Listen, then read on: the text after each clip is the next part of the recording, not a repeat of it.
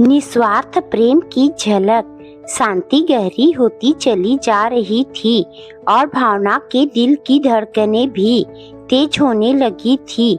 Balcony में चुपचाप बैठी हुई भावना अपने जीवन को वरदान या अभिशाप के रूप में देखने में इतनी व्यस्त हो गई थी कि उसे समय और स्वयं का कोई ध्यान नहीं था।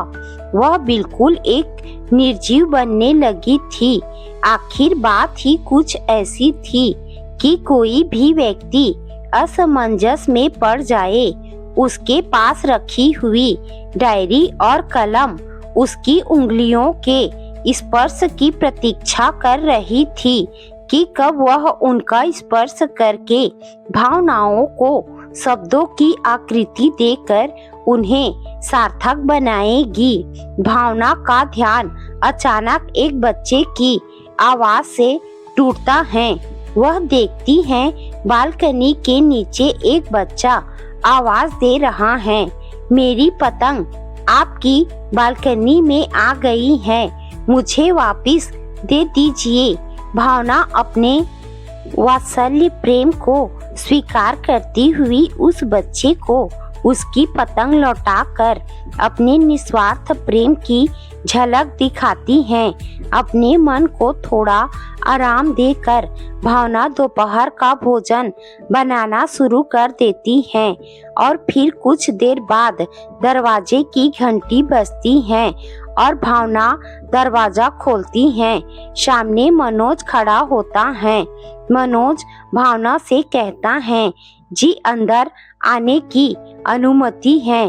भावना मुस्कुराते हुए कहती है, जी जरूर आइए। मनोज और भावना बचपन के मित्र हैं और एक दूसरे के साथ हर परिस्थिति में कंधे से कंधा मिलाकर खड़े रहते हैं। मनोज कहता है, भावना मुझे मालूम है कि जो भी तुम्हारे साथ हुआ वह सही नहीं हुआ है और तुम्हारे जीवन में अभी निरस्ता नहीं है।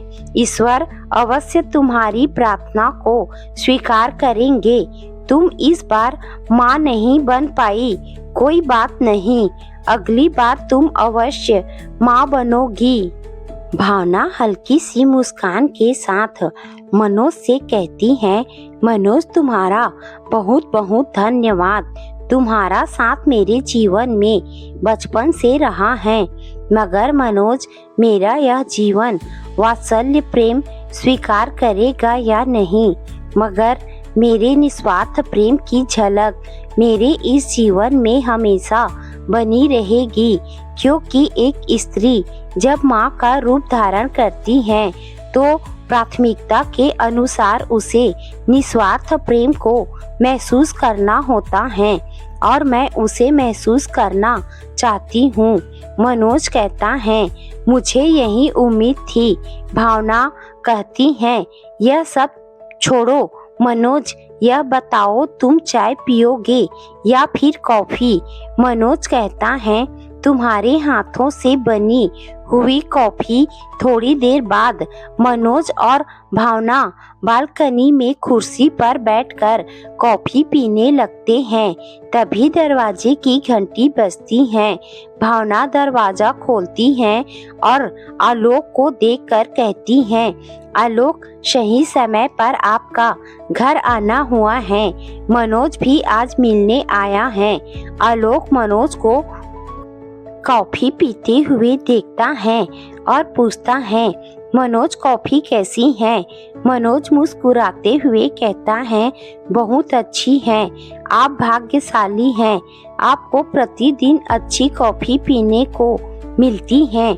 सभी मुस्कुराने लगते हैं, सभी बातें करने लगते हैं और इतने व्यस्त हो जाते हैं कि समय का पता भी नहीं चलता कि सामने दरवाजों और खिड़कियों पर दस्तक देना शुरू कर दिया है। मनोज के फोन की घंटी बजती है और वह किसी काम से चला जाता है। खुशनुमा माहौल अब नीरस होने लगता है। माता पिता बनने की उनकी ख्वाहिश अब दर्द बनकर उनके साथ में रहने लगती है। दोनों बिना कुछ बोले अपने दर्द को याद करते रहते हैं। वात्सल्य प्रेम और निस्वार्थ प्रेम की झलक धुंधली रहती है। अगले दिन की सुबह आलोक बिना कुछ बोले चुपचाप बालकनी में बैठ जाता है। यह सब देखकर भावना आलोक से पूछती है, आलोक क्या आपको बहुत बुरा लग रहा है?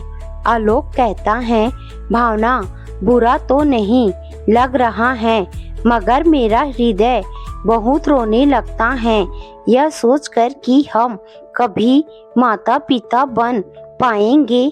हमारे घर के आंगन में बच्चों की मुस्कान और किलकारी सुनाई देगी या नहीं। भावना रोते हुए कहती है, आलोक मुझे माफ कर दो, मैं तुम्हारी दोषी हूँ। शायद मुझ में कोई कमी है, मैं ही तुम्हारी तकलीफों का कारण हूँ। आलोक और भावना एक दूसरे को गले लगकर रोने लगते हैं। भावना कहती है, हमारा यह जीवन वात्सल्य प्रेम स्वीकार करेगा या नहीं, मगर हमारे निस्वार्थ प्रेम की झलक हमारे इस जीवन में हमेशा बनी रहेगी। क्योंकि व्यक्ति जब माता पिता का रूप धारण करते हैं तो प्राथमिकता के अनुसार उन्हें निस्वार्थ प्रेम को महसूस करना होता है और हमें उसे महसूस करना चाहिए। आलोक कहता है, तुमने सही कहा है भावना, हमें भी यही करना चाहिए। एक दूसरे का हाथ पकड़कर आलोक और भावना एक दूसरे को संभालते हुए अपनी जिंदगी को जीने की कोशिश करते हैं और अपनी दैनिक दिनचर्या में वापस आ जाते हैं। आलोक अपने दफ्तर चले जाते हैं और भावना अपनी किताबों और कल्पनाओं की दुनिया में चली जाती हैं। शाम को आलोक घर आ जाता है और दोनों बालकनी में बैठकर कॉफी पीने लगते हैं। एक दूसरे की तरफ देखकर दोनों रोने की कोशिश करते हैं। तभी एक बच्चे की आवाज आती है, मेरी पतंग आपकी बालकनी में आ गई है, मुझे वापस दे दीजिए। आलोक और भावना दोनों बालकनी से नीचे देखते हैं। एक बच्चा उनकी तरफ देखकर मुस्कुरा रहा था।